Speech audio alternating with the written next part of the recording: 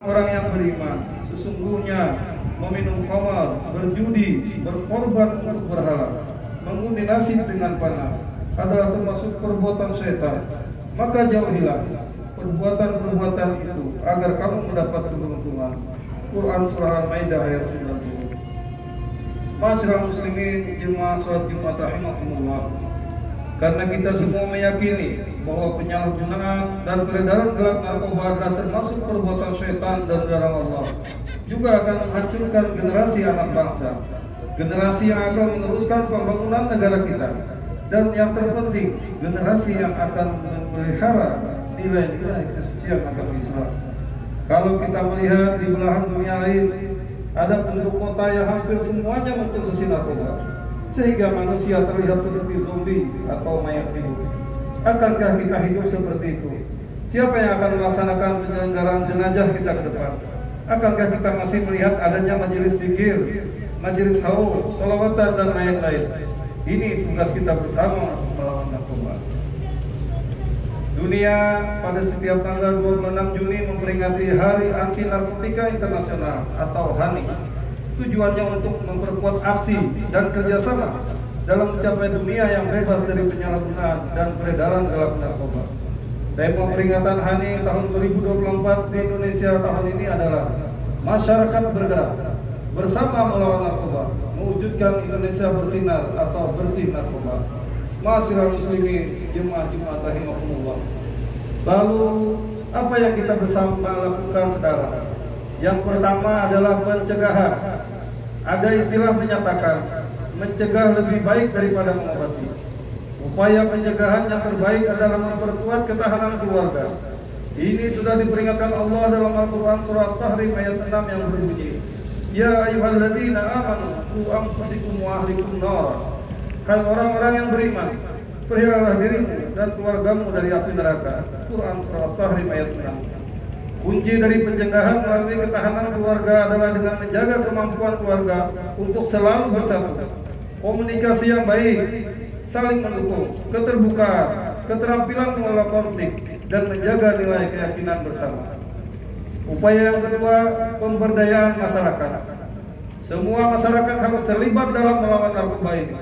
Program pemerintah sekarang rehabilitasi yang dilakukan oleh masyarakat untuk masyarakat dan dari masyarakat. Relawan-relawan dan penggiat anti narkoba pada setiap instansi pemerintah dan swasta, juga pada setiap kelompok masyarakat. Karena narkoba adalah musuh negara, musuh rakyat, dan musuh kita semua. Sesungguhnya Allah amat berat siksanya. Quran Surah Al-Maidah ayat 2. Upaya yang ketiga, pemberantasan. Upaya pemberantasan narkoba ini bukan hanya dilakukan oleh pihak kepolisian dan BNN saja. Mari kita semua peka terhadap peredaran gelap narkoba. Kita punya tatanan masyarakat dari RT, RW, aparat desa, kepala desa, unsur BPD, Babin Kamtibmas dan Babinsa, dan lain-lain. Laporkan hal-hal yang mencurigakan di lingkungan kita kepada mereka agar dapat segera ditindaklanjuti. Marilah kita sama-sama saling menyuruhkan untuk berbuat baik dan mencegah atau melawan kemungkaran. Allah Subhanahu wa taala berfirman, Walkum minkum ummatun yad'una ilal khair wa ya'muruna bil ma'ruf wa yanhauna 'anil munkar wa ulaika humul muflihun.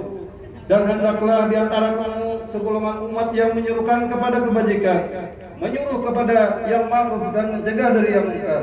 Mereka lah orang-orang yang beruntung. Quran Surah Ali Imran ayat 104. Yang keempat adalah upaya rehabilitasi.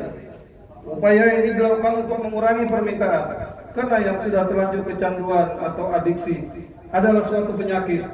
Upaya rehabilitasi masih efektif dalam proses pemulihan pecandu dan penyalahguna narkoba. Rehabilitasi bisa dilakukan pada IBN, klinik BNN, puskesmas dan lain-lain sebagai rawat jalan. Apabila kecanduan sampai tingkat berat, akan dilakukan rawat inap di balai rehabilitasi BNN dan rumah sakit lainnya. Layanan ini semua gratis dan tidak dipidana. Dalam Sahih Bukhari tercantum sebuah hadis yang dikutip oleh berdasarkan perhitungan statistik, kita akan mendapatkan bonus demografi di tahun 2045 sampai 2050. Sehingga usia produktif kita akan banyak. akan berdampak pada kuatnya ekonomi dan pertahanan dan lain sebagainya.